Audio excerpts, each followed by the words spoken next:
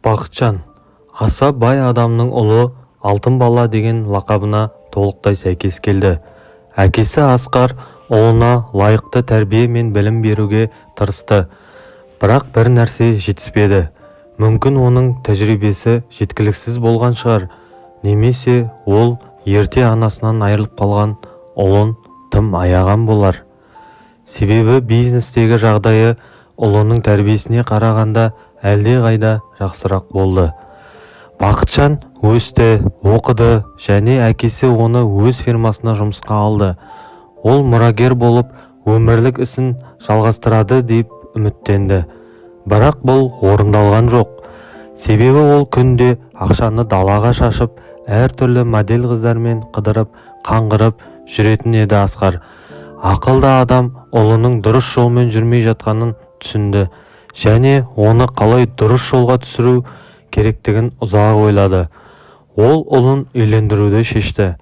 Отбасының болуы және ақылды жұбайы оның өзі жасай алмаған істі атқарады деп үміттенді. Қалыңдық іздеуде Асқар аса жауапкершілікпен қарады. Ол кәсіби агентте жүгінді. Болашақ әйелінің жеке басына қатысты барлық тілектерін білдірді. Сыртқы келбетінің қатты маңызды емес екенін түсіндірді. Ең бастысы қыз ақылды, әдепті және адал болуы, жақсы білімі болу керек еді. Және қайталап айтамын, бұл модельдік агенттіктен келген қыз болмауы керек деп түсіндірді ол. Мұндайды мен өзімде бүгін ақ таба аламын. Қыз кедей отбасынан болуы керек. Яғни ақшамен білінбеген, байлықтың қадірін білуі және нанды қалай табуы болатынын түсінуі керек. Осындай әйелмен Бақытжан да ақшаның өздігінен келіп жатқанын түсінеді деген үмітте. Әкесінің осындай қадамға баруын түсінуге әбден болады. Себебі Асқар ұлының қылықтарынан шаршады. Ол ешқалай ақылға келе жатқан жоқ еді. Ең бастысы ол өзінің өлімге душар болғанын білді және оған көп өмір сүру қалмағанын түсінді. Егер бәрін осылай қалдырса, Бақытжан әкесінің соншалықты көп жұмыс істегені үшін барлығын желге ұшыратып, нәтижесінде өзі де қаңғыбас болып қалады. Асқар әрине өз баласына тек жақсылық тіледі. Сондықтан да оған жеңіске жеткізетіндей болып көрінген осындай жолды тапты. Уақыт аз болды. Бірақ ақырында тапсырыс берушінің кандидатурасын мақұлдаған қыз табылды. Айгүл болашақ туысының қандай болуын қалағандай болды. Көзге түспейтін келбет, ақылды, байыпты көздер. Оның барлығын мұқият біліп алды және ол оған да үлкен әсер қалдырды. Қыздың экономикалық білімі болған және ол үлкен фирмаға қорғансыз кіре алмайтындықтан шағын фирмада жұмыс істеді.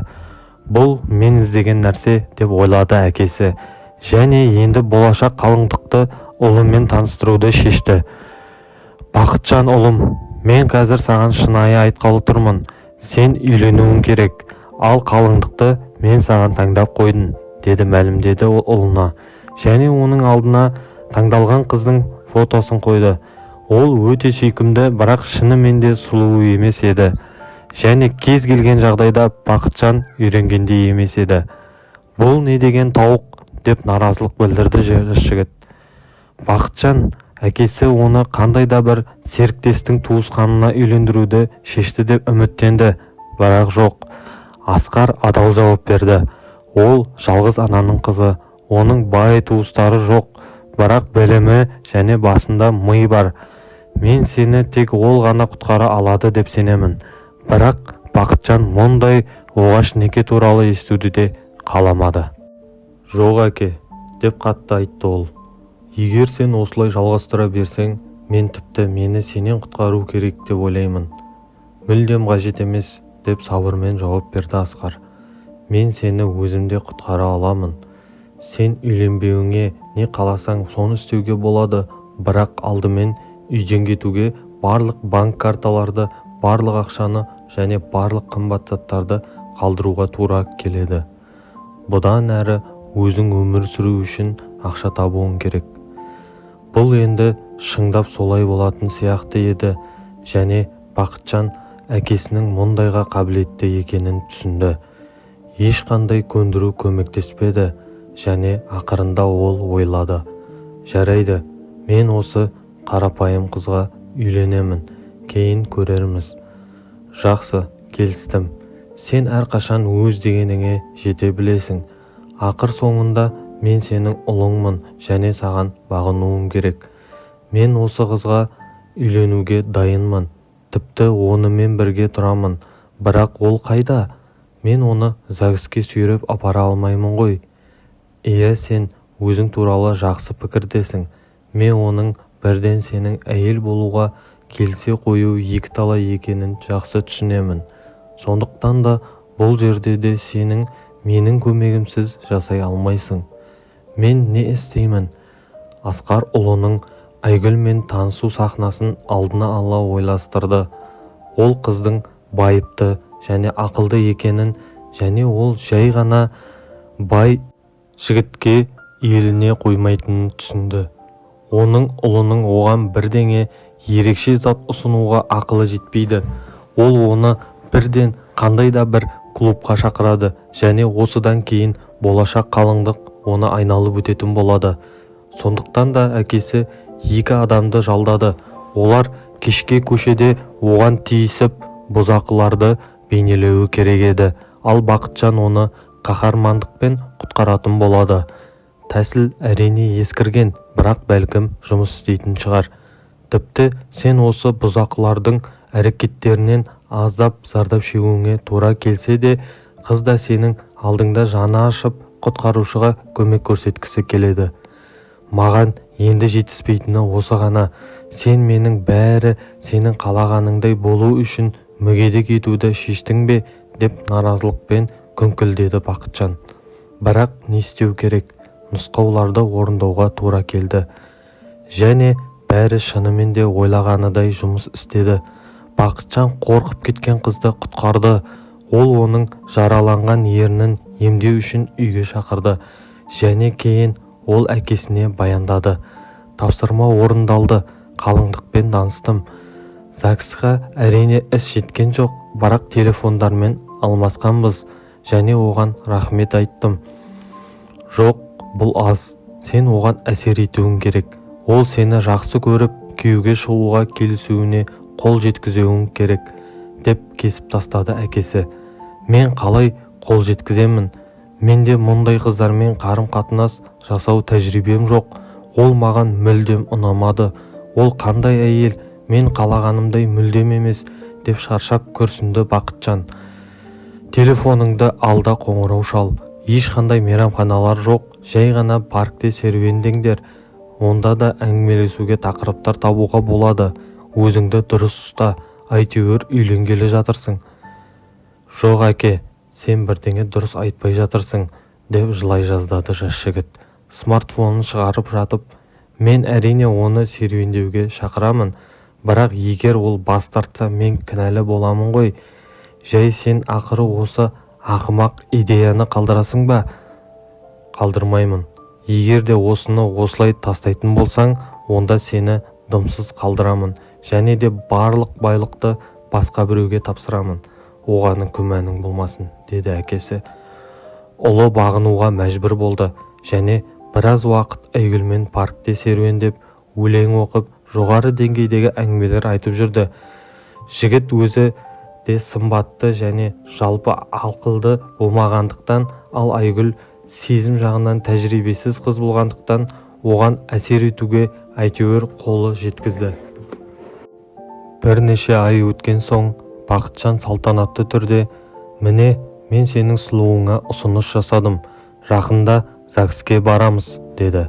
Оның жүзіндегі көрініс жұмсақ айтқанда қуанышты емес еді. Ал Асқар болса қатты қуанды. Айгүл Бақытжанды жақсы көріп қалған еді, және оның қандай да бір жоспардың бір бөлігі болып қалғанын мүлдем білмеді. Ол сүйіктісінің нақты материалдық жағдайын білді. Оның әкесімен танысты және оларды өз анасымен таныстырды. Үйлену тойына дайындық басталды. Оған әкесі белсенді қатысты. Күйеу жігіт керісінше болып жатқанға мүлдем қызығушылық танытпады. Айгүлдің анасы өмірді жақсы білетін адам алдағы бақытқа сенбеді. Айгүлім, сен осы байлармен байланыспай қойшы, деп күрсінді ол. Бұдан жақсылық шыға қоймас деп қорқамын.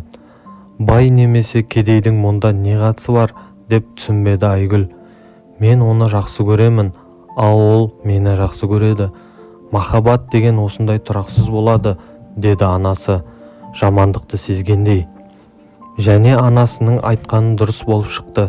Айгүл мұны көп ұзамай үйлену тойының күні ақ түсінді.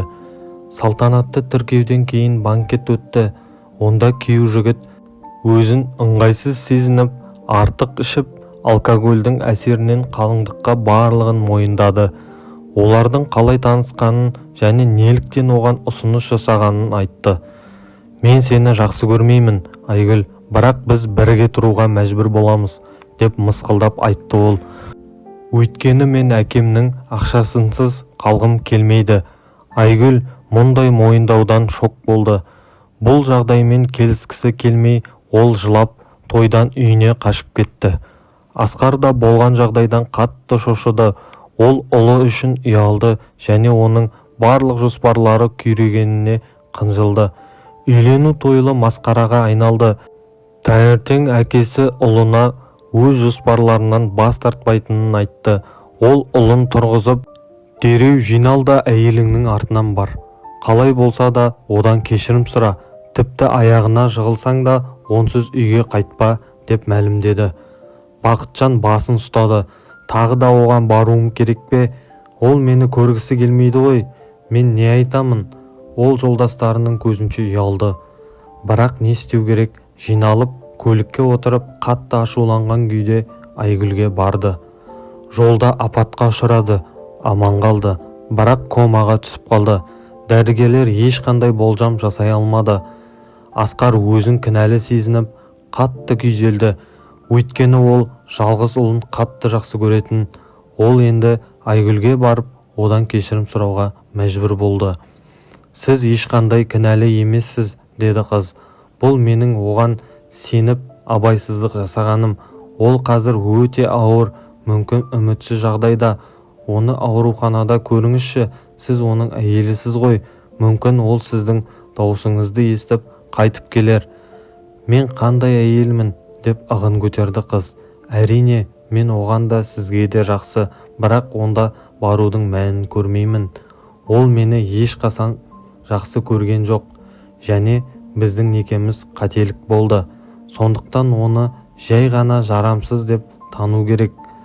Сонда қарт кісі оған ұлын неліктен күштеп үйлендіруге шешім қабылдағанын мойындады. Ол өзінің күндері санаулы екенін айтты. Мұндай мойындаудан қозғалған және оның азап шеккенін көрген Айгүл ренішіне қарамастан жүрегінің қалай қысылғанын сезді. Өйткені оған деген сезімі әлі де сөнбеген еді. Күн сайын клиникаға Айгүл келіп Бақытжанмен сөйлесті. Оған кітап оқып берді және одан әкесі үшін болса да қайтып келуін сұрады. Асқар өзін нашар сезінді және ұлының сауығып кетуіне дейін өмір сүрмейтінін түсініп Айгүлді шақырды. Мені кешір қызым, деді ол оған. Көрдің бе, қандай жаман болды. Ұлымды да құтқара алмадым, сенің де өміріңді бұздым. Сіз не дейсіз, деп айқайлады қыз. Сіз ештеңе бұзған жоқсыз және Бақытжанмен де сенімдімін, бәрі жақсы болады. Ол сіздің ісіңіздің жалғастырушы қалыпты адам болады. Құдай солай етсін, деп келісті өлімге жақын адам.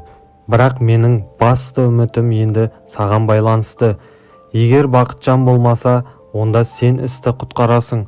Сондықтан мен оған біраз ақша қалдырамын және сені өзімнің орынбасарым етіп тағайындаймын.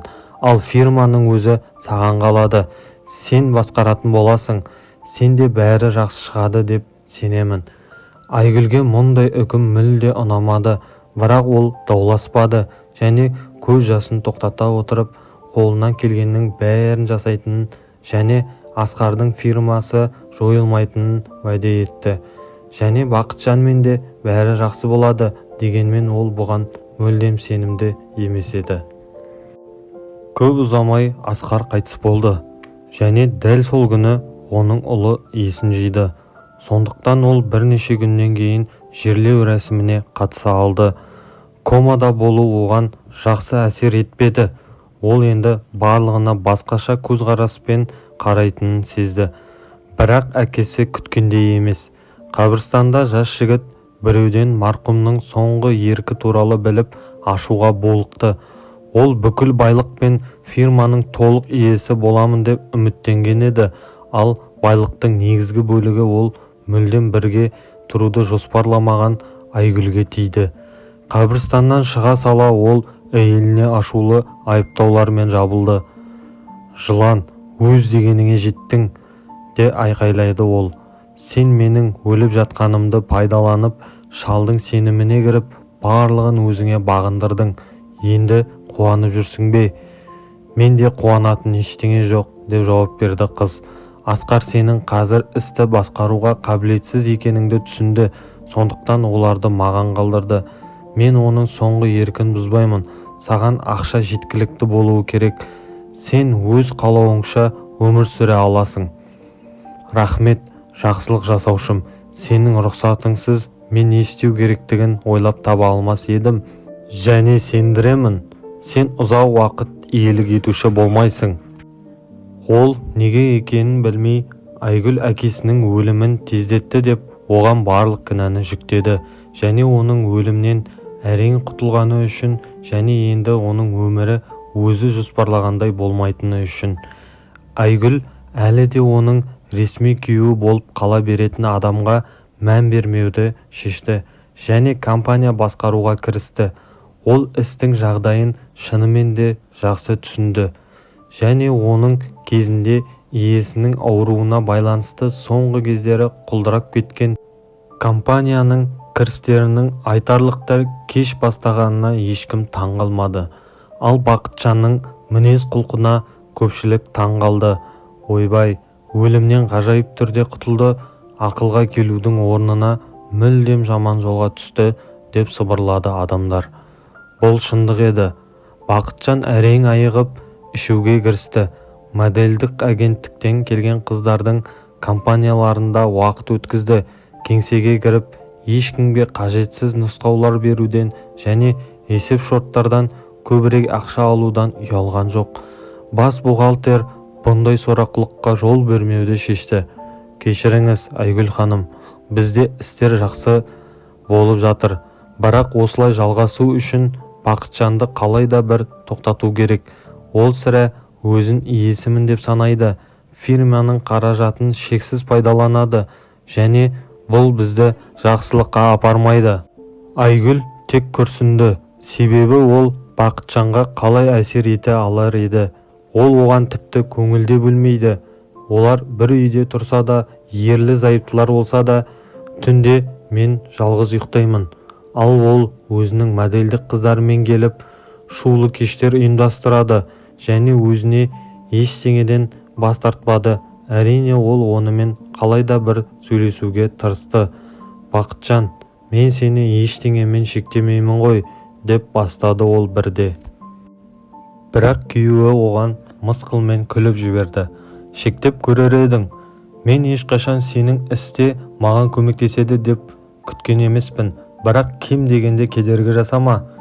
«Мен саған не кедергі жасаймын? Сен кем дегенде не айтып жатқаныңды ойладың ба?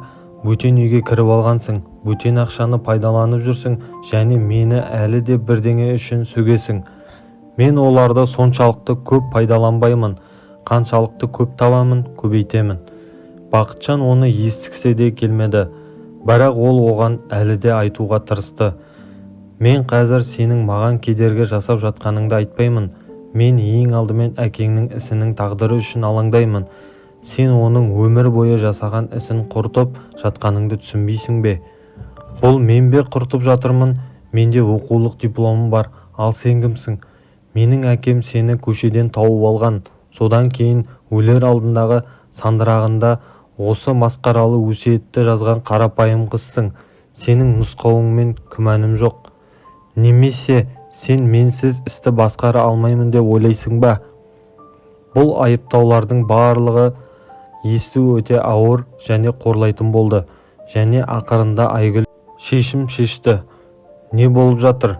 Мен қарағадай жұмыс істеп жатырмын. Ал не үшін? Бақытжан өзім істей аламын деп ойлайды ма? Онда көрсін.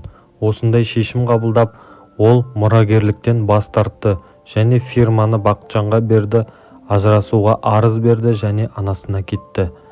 Бақытжан бақытты болды. Ол іске кірісуді шешті. Өзін қабілетті және ақылды деп санады. Бірақ бірнеше мүлдем сәтсіз мәміле және көп ұзамай компания банкроттық шегіне жетті. Мұны түсіну директоры біршама айықтырды. Ол жағдайды қалай құтқару керектігі туралы кеңес алу үшін директорлар жиналысын шақырды. Бұл мүмкін, деп жауап берді олар оған. Айгүлге жүгіну керек деді. Соған ба, деп ашуланды Бақытжан. Бірақ ол әрқашан фирманың істеріне алаңдап, барлығын біліп отырған. Оның үстіне сендер әлі де ерлі зайыптысыңдар және бұл жағынан кіруге болады, деп сендірді олар оны. Бақытжан үшін бұл қаншалықты ауыр болса да, ол әйеліне жүгінуге шешім қабылдады. Оның жағдайы өте нашар екенін түсінді. Ол одан кездесуді сұрады. Айгүл бас тартпады. Ол тіпті қуанды.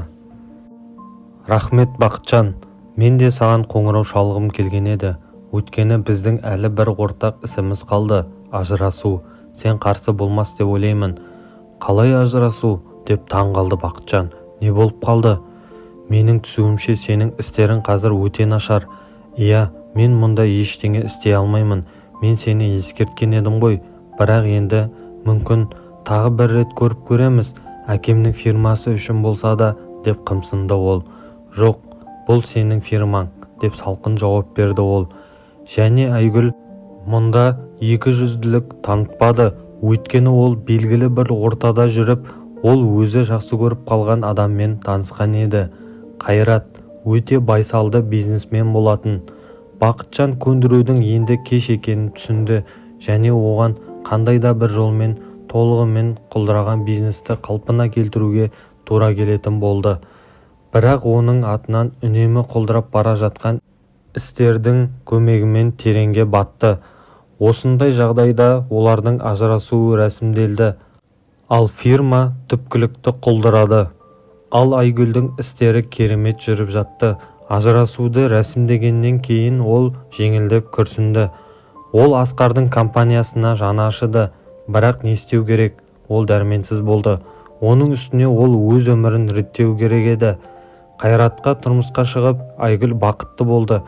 Бақытжан компаниясындағы істер туралы қауесеттер оған жетіп жатты және олар көңілді жұбататын емес еді. Ол бұрынғы күйеуінің толығымен банкрот болғанын білді. Ол Қайратқа ұсынды. Мүмкін біз Бақытжанның фирмасын сатып алармыз. Мен оны бұрынғы деңгейіне қайтара алатынымна сенімдімін. Маған сенгенің жөн, себебі бұл ақша үшін де, бұрынғы күйеуім үшін де емес, жай ғана Асқардың естелігі үшін.